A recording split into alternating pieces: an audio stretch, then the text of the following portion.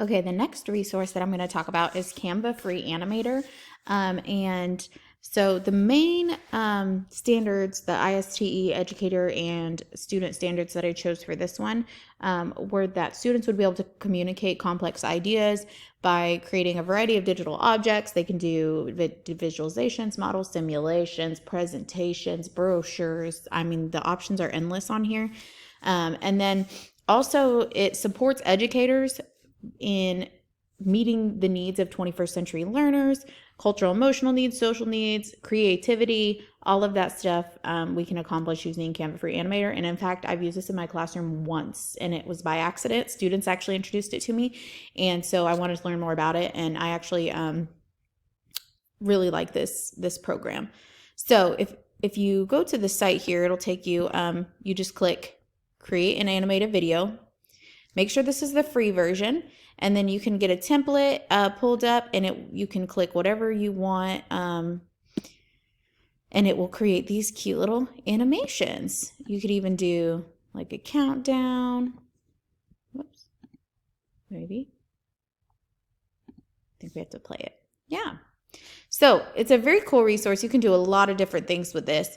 And so you can easily add instant animation to social posts, presentations, anywhere that you need to make visual content.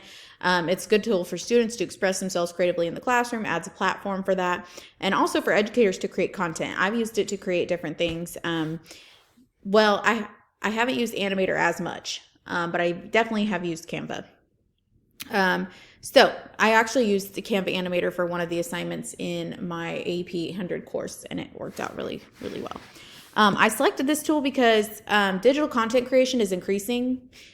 Like every day, students are exposed to this all the time, and I want to kind of bring that into my classroom. I want to engage students. I want to have them do something creative, and this is a great way to do that. So I did use this once in an assignment that I had for students last year, where they summarized the Apollo missions by creating a video production.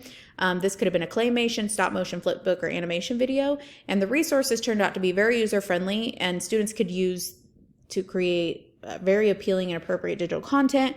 And I had the chance to get content personally, like I said, through that other course.